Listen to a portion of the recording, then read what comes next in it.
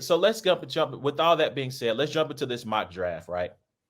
So if you have been following us, we're making 4 picks a week leading up to the NFL draft. We're going to be on with the homie JC and his podcast the week of the NFL draft, where we'll probably see if we can go through our final 4 picks with those guys on their show. And so let me share my screen here so you can see what we have done thus far. And please understand this: when you see these picks, most of these picks were made prior to free agency. So some teams have made moves that make these picks obsolete already. All right. Mm-hmm. So I just want you guys to understand that. Let's see. Mock draft, share. All right. So here's what we've done thus far. Obviously, Caleb Williams, number 1. Jayden Daniels, number 2 overall to Washington. Drake May, we'll see, right? I think in their thoughts that the Patriots will try to trade back. We'll see. We went Joe Alt over Marvin Harrison Jr. because at that time we thought solidifying a left tackle was a greater need than wide receiver. Marvin Harrison obviously then goes number 5 overall to the Chargers. Talise Fuaga to the Giants. Malik Neighbors, pick 7 to the Titans. They hadn't signed. Yeah, they hadn't signed Calvin Ridley. They hadn't signed Calvin Ridley yet. Although you could still say, look. Yeah, Hop, Neighbors, Ridley. Golly. Hop is at the end of his, coming on the tail end of his career. It would not be a crazy thing for the Titans to go wide receiver, even though they got Calvin Ridley. They're probably going to. Then, to me, one of the most obvious picks that is going to happen because it's been mocked everywhere. We made this pick. I made this pick without really looking at mock drafts, or we made this pick without really looking at mock drafts like that. Yes. But to me, this seems like the most obvious need for the Falcons, and this is something that, if it's not Dallas Turner, it should be some. It's Jared Verse or Dallas Turner. Like it's absolutely, absolutely. So right now we're back on the clock. The Bears again at pick number 9, and to me, this is where, like in real life, right? Like before we make this pick for ourselves in this mock. This is where it gets interesting for me. If a team has not traded up to go and get J.J. McCarthy, who seems to be, at worst, is going to be a consensus top 12 to 15 pick, based on all the chatter 11. that he's not getting past 11. Right. So if the Bears are there, there's an opportunity for them to trade back, right? Because you look at what they've done on defense. To me, they're solidifying their defense. They've made, obviously, great strides in bringing in weapons on offense. And so, to me, this becomes, what do you have on your line, right? And so, they got Tevin Jenkins at guard. They got your guy from Tennessee, Darnell Wright, at right tackle. Hold on one second. Let me pull up their depth chart. This is probably where, which I think that we've noticed that with the Vikings picking up pick 11 and 23, more than likely they're going to try to package something together to get in the top 6. If they don't, this is where the Vikings are trembling at the Broncos, saying, "Hey, Chicago, let us move up to 9 so that we can grab J.J. McCarthy before he drops to 11." So I went and looked this up, right? Nate Davis, I take Pro Football Focus stats with a grain of salt. Mm-hmm, I agree. Shout out to my dad. He says I wouldn't take any of these guys within the first 15 picks. I understand like no people, this. Period. Like no players, or are you talking about quarterbacks? Quarterbacks. Okay, I understand what you're saying, Dad, but that's not what. Listen, it's a quarterback tax. This is what's going to happen. Yeah. I agree with you with the J.J. McCarthy thing. Right. I don't think J.J. McCarthy should go here either. However, I do think that this is what's going to, it's. Shout out to Titus. It's not the Foles prophecy. It's the McCarthy prophecy, because he will be going top 15. So this is a right place for an opportunity to trade back and pick up more draft picks for future drafts. However, if I were Chicago at this stage and things that fall in this way, I would try to trade back because I would want to solidify my guards, my guard position. Tevin Jenkins, like I said, is playing guard right now, but the other young man that they have playing guard, at least from Pro Football Focus numbers, he rated very poorly. And so with the moves they've made, I would like to see them go guard. However, for the purposes of this mock, we're going to take – I suggest tackle. Yeah, I'm definitely going offensive line. But so let's see who we got. Let's see who we got on offense. There's no need to draft that receiver this high. There's no need to do that. We've got the – Although, look, I ain't going to hold you. I know he's nice, but I'm not. he's nice, but you just brought in Keenan Allen and you got DJ Moore. I think they signed or they have a slot that's not terrible if I'm not thinking. Somebody named Tyler Scott. I have no idea who Tyler Scott is. Oh, then that's my not apologies. I don't know who that man is. They got Velus Jones Jr. as the wide receiver 2 at that spot. I wish he panned out, but yeah. All right. I mean, I'll put it to you this way. You can make an argument for them going Rome Odunze here, but I do think that offensive line would be a greater need. Yeah. And Braxton Jones, again, I looked him up on Pro Football Focus. He had decent numbers at the left tackle position. So let's see who they have at this left tackle. And we'll determine whether the better option is to go Rome left tackle or go wide receiver. So, I mean, Olu Fashanu was seen as a consensus top 5 pick. Yeah, I've seen him. Yeah, I've seen him pop up on a lot of mocks in the top 10. Yes. So what do you do in this? Do you think should we go Olu or should we go Rome? I'm going to take Olu. All right, we'll go Olu here. Because Garrett Wilson needs help at number 10. So I'm taking Olu here because Garrett Wilson needs some help. Titus says, if I'm the Bears, I for sure love JJ McCarthy being in the division with me. Listen, yes. Listen, I saw him. I saw yeah.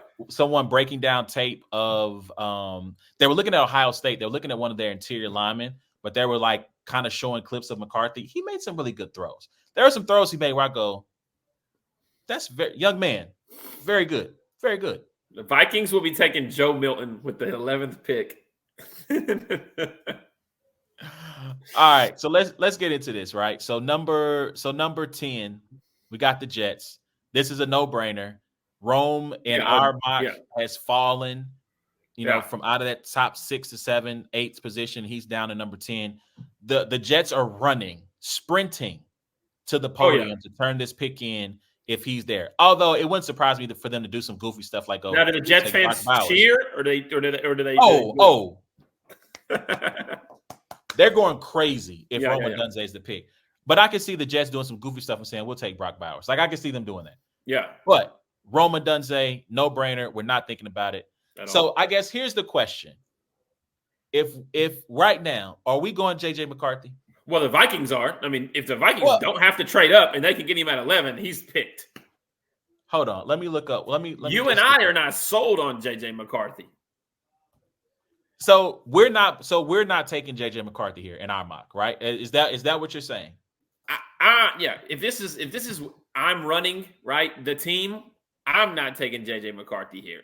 But if this is like what we believe is going to happen, then yes, we're taking JJ McCarthy here because that's just going to happen. They didn't bring in Sam Darnold and pay him $10 million for. I have no what.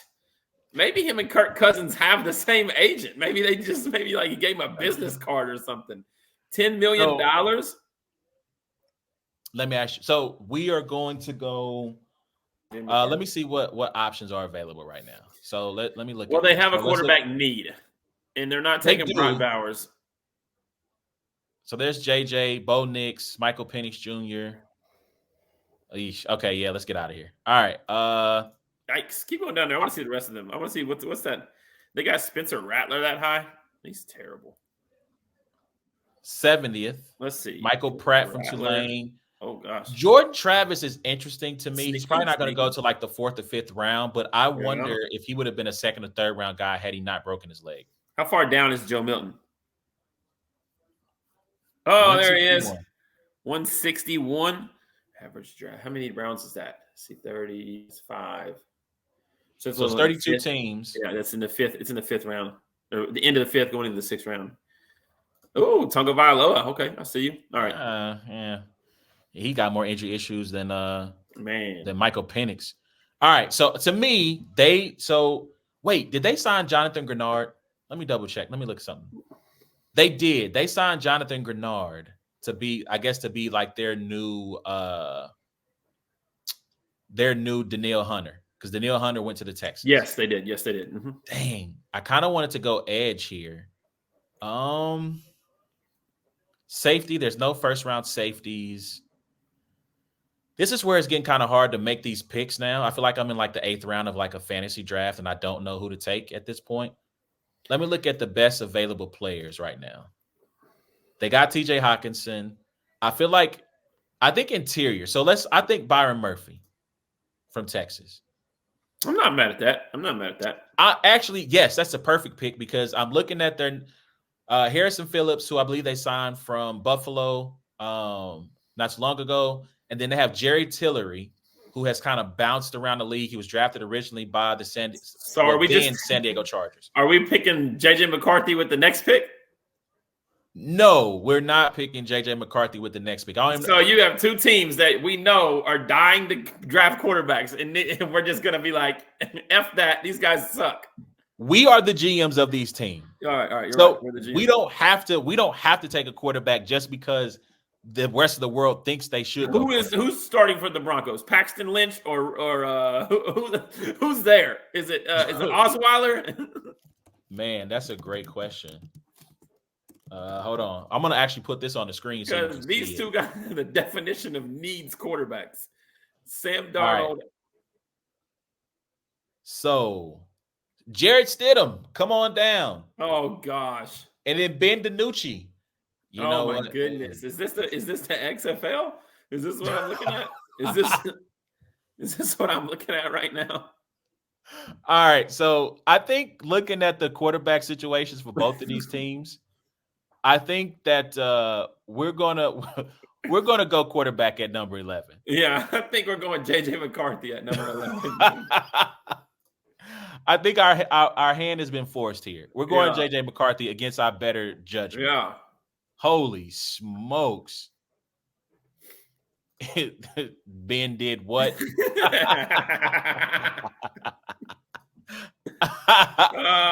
Oh man. Yo, Titus says I saw a report asking teams should trade up for both. Listen, man. Go get Michael Penix Jr. and stop playing. Please. I seen mock drafts that have Bo Nix in the top in the first round and Michael Penix not. Bro, I mean, I think most evaluators have, Caleb Williams is number one clearly for most people. Bo Nix, not Bo Nix, I'm sorry. Drake May and Jaden Daniels it's kind of like take your pick as a preference. And then I think clearly the start of the next tier is JJ McCarthy and then Bo Nix. Yeah. Well, Michael Penix Jr. I think it's just the injuries. I think it's just like people the age. Yeah. And the age. Yeah. Bo Nix is old too, though. True. Yeah. True. I don't know. All right. So let's make this last pick and then we'll be done with the mock draft for tonight. So unfortunately, sadly for Sean Payton, who I don't trust to coach a new quarterback, but that's neither here nor there. There are no options left for quarterbacks at this particular pick. I agree. So this, to me, is Jared Verse. I would say, hold on. Let me look up their depth chart. I was going to go cornerback here, and I think Quinyon Mitchell out of, I think it's not Western Michigan, is it? Let me see. I know who you're talking about, but I don't know. Toledo. His tape has, based on what I've been told, because I'm not breaking down no tape. Based on what I've read, his tape looks really well. He dominated Senior Bowl. Great numbers at the combine. He is going to be the first cornerback off the board, barring some crazy, off the field issue. I'm looking at their depth chart at corner. Obviously, they have Pat Surtain the second, and they have a young man named Damari Mathis. I mean, I don't. If they go Quinyon Mitchell, I wouldn't be surprised if they do. They have another first round pick. No, they do not. I wouldn't be. They would have to trade back into the first round. There's no way they're taking Quinyon Mitchell right now and not trading back up to get. If they can, so I think the problem is I don't know what they're in an arms race versus Minnesota, who already has 2 first round draft picks to offer. Mm-hmm. On top of whatever else. So they've got to figure out a way to see if they can get back into that first round. Otherwise, I don't think they're going to be able to offer enough to get into that arms race to get. I don't think Jared Verse is falling out of the top 15. I mean, I could see Jared Verse going, and this is, for future, right? Next week. To me, he won't make it past the Saints. Yeah. They just picked up Chase Young, though. I don't see him making it past the Saints. Yeah. All due respect to Chase Young, I just think the injuries have robbed him of what was a promising career. Yeah, I agree. And so, like I said, let's do Quinyon Mitchell. I like picking the DB. I like getting a DB a top 12 pick. All right. So, and obviously now I didn't have any other. It jumped to the next pick for the Vikings, but you can see what we've done so far. Caleb Williams, Jaden Daniels, Drake May, Joe Alt, Marvin Harrison Jr., Talise Fuaga, Malik Neighbors, Dallas Turner, Olu Fashanu, Roma Dunze, JJ McCarthy, and Quinyon Mitchell. Next week, tune in on the next episode of Dragon Ball Z as we go from picks 13 through 16 as we make our way through all 32 teams in our mock draft. All right, man.